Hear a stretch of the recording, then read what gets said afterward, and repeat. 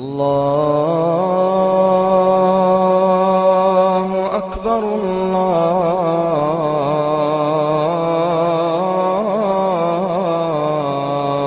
أكبر الله أكبر الله. Bismillahirrahmanirrahim.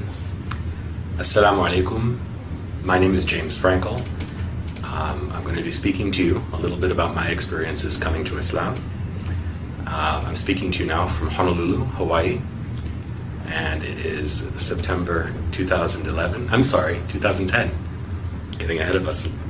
I am a professor of comparative religion, and I teach classes in Islam also at the University of Hawaii at Manoa. And I've lived in Hawaii now for just over 2 years, and just entering my third year. And some brothers asked me if I could speak about my experiences, so hopefully, inshallah, I can do this today, and if this is helpful to anybody, may Allah give us all hidayah. As I said, I came to Hawaii 2 years ago. Before that, I lived in New York City. I was born and raised in New York City, born in 1969, and grew up in Manhattan, and part of the time in Brooklyn, another few years of my life. For the most part, had a very happy family life. My parents raised me not with any particular religion, but I think with basic set of moral values. Actually, by heritage, my background is Jewish, but I grew up in a very secular household, and there wasn't a lot of religious practice. The only connection I really had to any kind of traditional religion was from my father's side, my grandmother, my father's mother, who was a practicing Jew. And, it's from her that I learned a few things, Bible stories, stories of the prophets. And for a brief period, my parents actually attempted to send me to a Hebrew school to learn more, but I was not very comfortable there, and actually got kicked out for asking too many questions. So this is probably my character, and it has brought me, I should say, to where I am today. As a professor and as a Muslim, I continue to ask a lot of questions. So I grew up in this way, without any real religious foundation, and this continued through my life into my late teens, and I was actually at the age of 13. I had two experiences that are worth mentioning. One, I read the Communist Manifesto of Karl Marx and decided that I was a communist at age 13. I thought the values were sound, and I thought the philosophy was potentially beneficial to people. Also at that time, I suppose this might be one of the earliest exposures to Islam that I can remember. My best friend at that time was from Pakistan. I went to an international school, so I had friends from all over the world. I had a Pakistani friend who gave me a copy of the Quran and thought that it would be, he wanted me to read it. He said, "I don't want you to go to hell." And of course, at that time in my life, thoughts of hell or heaven were not really in my consciousness. And I think I took the book and put it on my shelf, and there it stayed for many years without being opened. A couple of years later, I think I became quite disillusioned as I learned more about the way that communism was actually practiced in many countries in the world. And so I gave up that philosophy as well. And it really wasn't until until I entered university, that I began to ask the questions that would lead me directly onto this path. I think as a child I was always thoughtful and always wondered about the meaning of life and, you know, those basic questions of why we're here and where we're going, why we suffer. All of those things were always present in my mind, even as a child. But as I got older and when I went to university, I focused a lot more on my studies until I had a particular experience. You remember the grandmother that I mentioned before? When I was in university, I was living in Washington, D.C., and I got a phone call from my cousin who was going to school in Maryland. And it was a surprise visit from my grandparents and my aunt and another cousin, and they took me out for dinner. And I spent the evening basically just talking to my grandmother. I told her about my plans to start studying Chinese, which I was doing at the time. I told her about my plans to move back to New York, to transfer to Columbia University. And it was almost as if I saw her and she was giving me her blessing on all of these various decisions that I was making in my life as a young adult. At the end of the evening, I was walking her to her car, and in the parking lot of this restaurant, she turned her ankle and she tripped. And I asked her, "Grandma, are you okay?"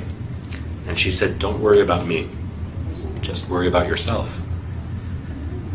Okay, I thought. And then I continued to walk with her to the car. I opened the door. She got in. I kissed her goodnight. And I said, "Well, I guess the next time I'll see you will be for Thanksgiving when I come back to New York." And she said to me, "God willing." And okay, I didn't think much of it at the time. I closed the door and off they drove. My cousin took me back to my dormitory and I went to bed. And early the next morning, I got a phone call, and it was my cousin. And I asked him why he was calling so early. And he said, there was no other way to say it. He said, "Grandma died." I said, "Really?" I thought he was joking, maybe. I said, "What are you talking about?" And he explained that she had a heart attack in her sleep. And of course, her final words to me, were echoing in my ears. I said, "I'll see you soon." And she said, "God willing." And I said, "Are you okay?" And she said, "Take care of yourself." So to this day, it was an unexpected visit, and of course an unexpected departure for her. And to this day, I can only wonder, about the meaning of that encounter with my grandmother, who, of course, as I said, was my only link to traditional religion. I went back to New York for the funeral, and it was a traditional Jewish funeral. And the rabbi who was giving the eulogy spoke about my grandmother and said, "Sarah was a rare treasure," he said. "She was like a jewel, and now God has taken this treasure back to him." I said, "Okay." That's what rabbis would say. When the rabbi came to my grandfather's house to pay his respects, I wanted to ask him some questions. I wanted to ask him questions about certain practices that are practiced in a Jewish home at the time of someone's death. And he told me, "Don't worry about those things." He said, "That's just tradition." I said, "Okay, then how about this? In your sermon, you said that my grandmother, I don't know how well you knew her, but you said that she was taken by God. So where is she? And for that matter, where will I go? Where will you go? Where do any of us go? And why are we here?" And all of those questions that well up in the human heart. And the rabbi, I remember very clearly, he looked at his watch and he said, "I have to go." And I don't think that he realized how angry that made me. I also don't think that he realized at that time that he set me on a course that would lead me to where I am today. Because I became very interested in those questions.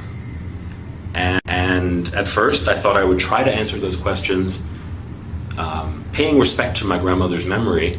I would try to find a Jewish community where I could answer those questions. But the communities that I found, and again, I was just 18 or 19 years old at the time, the communities that I found were not satisfactory to me. And I asked the question, which I had asked many times as a child, is God only the God of the Jews? There are only 20 million Jews in the world, and yet there are billions and billions of other people. God created them also, right? So I began to study on my own. I began to read the Bible. And that summer, when I was in England, I was there for an internship. There were some Christians, some evangelical Christians, who sort of approached me and wanted to socialize. Of course, they also wanted me to accept their faith. I thought, okay, why not try Christianity? I've never really thought about it. And in reading the Bible, I came to develop a very strong feeling of love and respect for Jesus. But that extra leap that they wanted me to make to accept Jesus as my Lord and my Savior was not one that I could do. Jesus for me was more like a big brother. Jesus for me was more like a teacher. Jesus for me was a Jew. And I couldn't accept the claims that they were making about him. But as I said, I did develop a very strong feeling of affection towards him. I thought, okay, I'm not going to find any answers to my questions. On my own, I studied other things. I studied Eastern philosophies, Buddhism. I read the Upanishads. I studied Western philosophies, particularly Greek and Roman Stoic philosophy. But nothing really was answering the profound questions that I had. Then one day, I was back in New York, just before I began my semester at my new school. And I was at Times Square, and this was back in the early 1990s. So Times Square was very different than it is today. It was much more seedy, kind of raw place. There were drug addicts and prostitutes, and there were all sorts of religious preachers. And I remember speaking to one guy. I always love to talk to people about religion, often as a skeptic. And there was one guy who was a Jew for Jesus. And he was telling me what he believed, and I had heard it before. To me, it was basically Christianity. And he asked me if I would pray with him. And I said, I'm sorry, I don't believe what you believe. He said, do you believe in God? And I said, I think I do. And he said, then pray with me. We'll just pray to God. And he put his hand on my shoulder, and closed his eyes, and started speaking to the Father. And with his eyes closed, I started to look around at where I was, and I saw at the other corner these men with long black beards, white robes, jalabiya, white turbans. They were African or African American, but they looked like they had walked right off the pages of the Bible. They looked like Noah or Abraham or something like that. So I thought, well, I know you shouldn't judge a book by its cover, but why not? Why not talk to them? And I went over after the Jew for Jesus finished praying. I went over to them and I asked them what they were preaching. And they told me I probably wouldn't be interested in it. And I said, why not? And they said, well, because you're the devil. I said, really? I'm the devil. And they said, well, all white men are devils. And I said, if I'm the devil, let me just ask you this one question. If I am the devil, why am I so thirsty to know God? And they explained to me that even the devil believes in God. And I asked them, I said, where did you get this knowledge? I actually knew, I had written a paper in college about Malcolm X and the Nation of Islam. And so I understood that they were probably some derivative of that black nationalist movement. But I asked them what their source was for this claim of my satanic nature. And they gave me some verses from the Bible, Book of Daniel, I think. And I said, no. If I want the Bible, I can go down the street to the Jew for Jesus or to some other Christian. What about your book? Don't you read the Quran? And they said yes. And so they gave me some verse to read from Surat Al-Kahf. And I took it home. I took home the paper that I wrote it on, and immediately I went up to my bookshelf where I had the Quran that was given to me about 6 years earlier by my friend Mansur. And I started reading. I looked for the passage that they had directed me to. And of course I read it, and there was no indication there that I was the devil or that any other white person was the devil. But since I started reading, I went to the beginning of the book, and I just began to read. And I read, and I read, and I read until I fell asleep with the book in my hands. And the next day, I read, and I read, and I read when I had some free time. And any time I had free time, between classes, when I was commuting to school on the New York City subway, I was just reading the Quran. And it moved me in a way that other books hadn't. Certainly in a way that the Bible didn't. The Quran's directness and the fact that the Lord of the worlds, right, the Creator, as the book describes the author, is speaking directly to you at times, very direct way, very intimately. It moved me in a way that I had not felt before, and I can't tell you where or when exactly. I know that there were times that I would read it, and sometimes I could feel tears in my eyes and running down my face. Sometimes I would read it and the hair on my arm would stand up, or on the back of my neck. And I can't pinpoint precisely the time or the place, but at some point I think that I had realized that I was reading the words of God. Well, around New Year's of that year, this is, I guess, about 1990, January of 1990, I was out with some friends from high school. We were having coffee, and we were just talking about what was going on in our lives. They asked me, what do you believe these days? Because they knew me when I was a communist, and they knew me when I went through many different phases as a young person. And they knew me as someone who didn't really believe in anything. So they asked me, and I said, well, I believe in God. And they said, really? What God? I said, there's only one God. And they said, where did you get this from? And I said, well, for me, it was from reading the Quran. And they said, so you've been reading the Quran, so you must believe that this is the message of God and Muhammad is the messenger of God. And I said, yeah, I guess so. So they said, okay, let me get this right. You believe that there's only one God and that Muhammad is his messenger. I said, yeah, when you put it that way, I do. And they said, you're a Muslim. And I laughed. I said, I'm a Muslim? You're a Muslim. You're from Pakistan. I'm just a guy who believes in God. They said, no, you're a Muslim. If you believe that there is no God but the one God and that Muhammad is his messenger, you are a Muslim. And I was in shock. For the next few days, had to think about what that meant. And I contacted my friend Mansur, the one who had given me the Quran when I was 13 years old. He was at University of Pennsylvania, and he was working in the Muslim Students Association there, I think. I thought I'd heard that.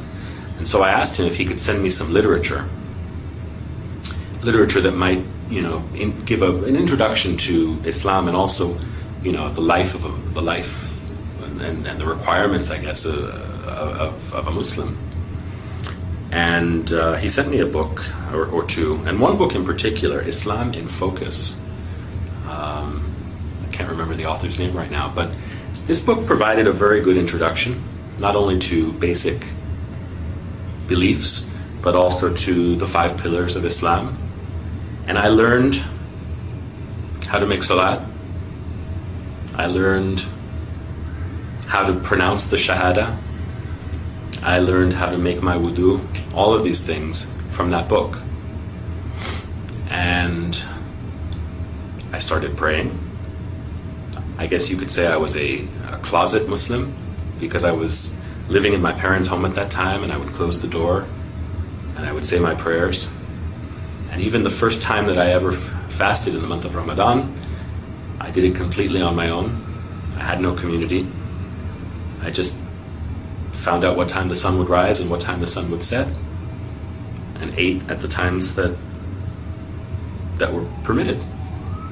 And so for the first 6 or 8 months of my life as a new Muslim, I did this completely alone.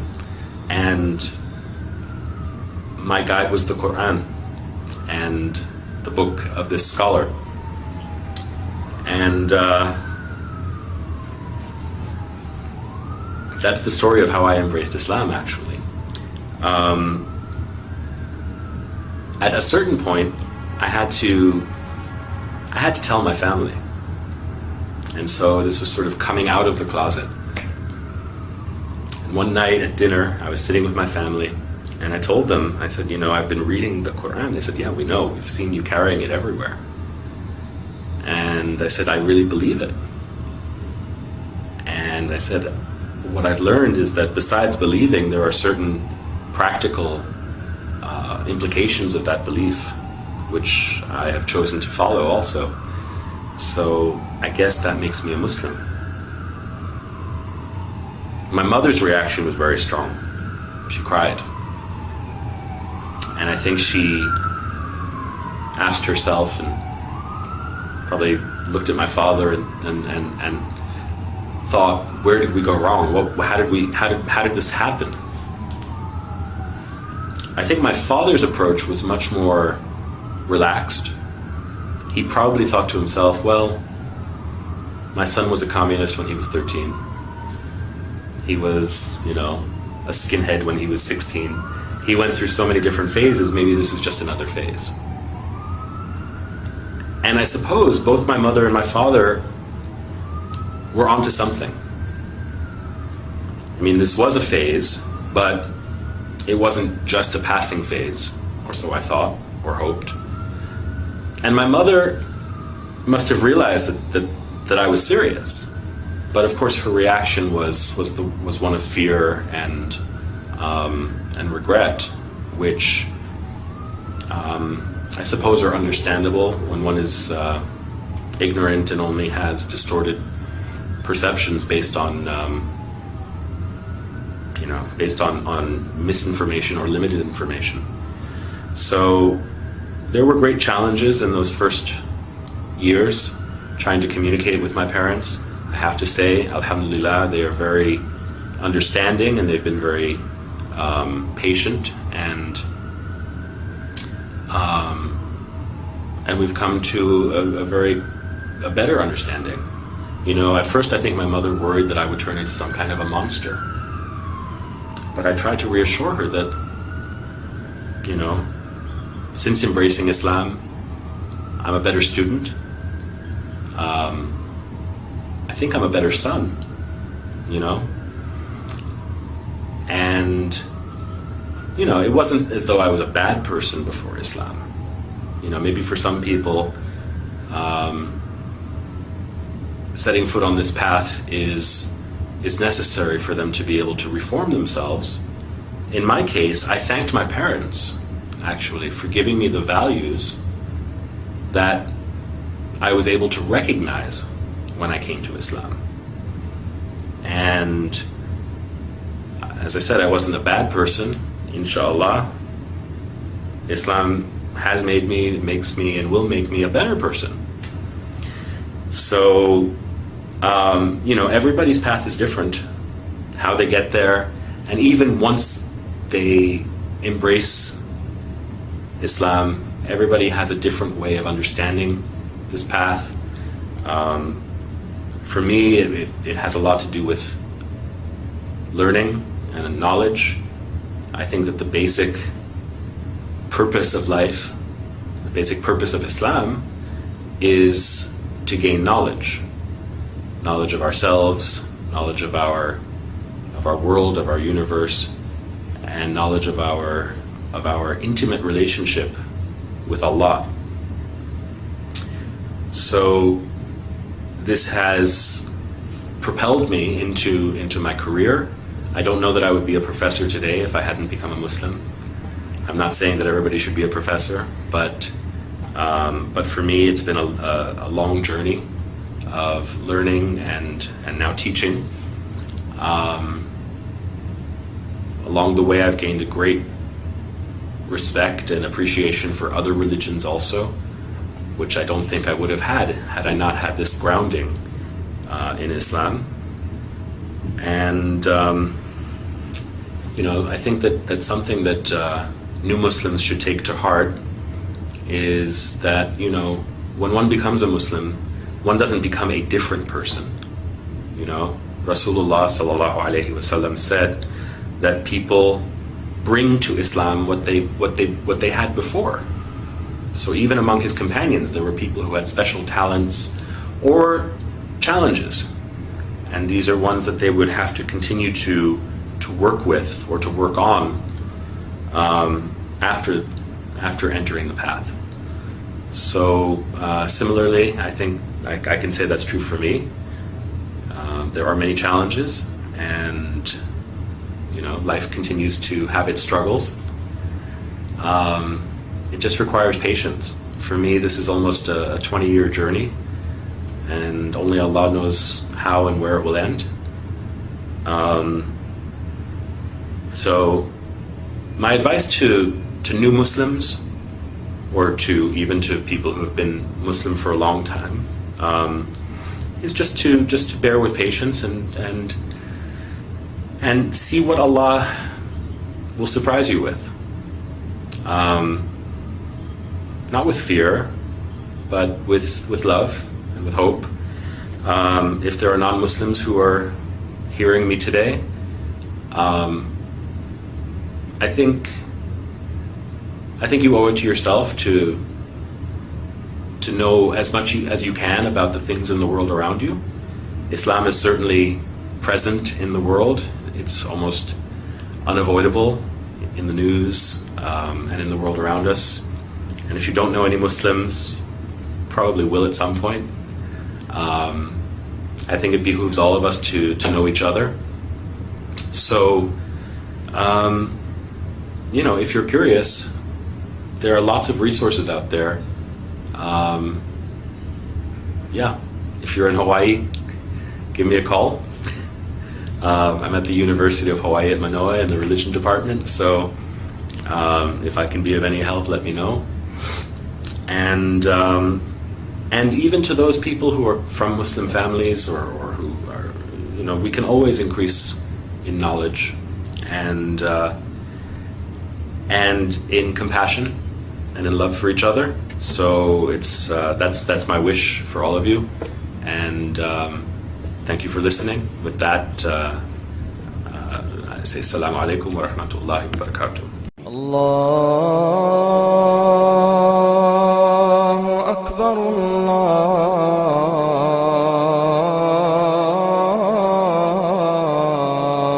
Akbar, Allahu Akbar, Allah.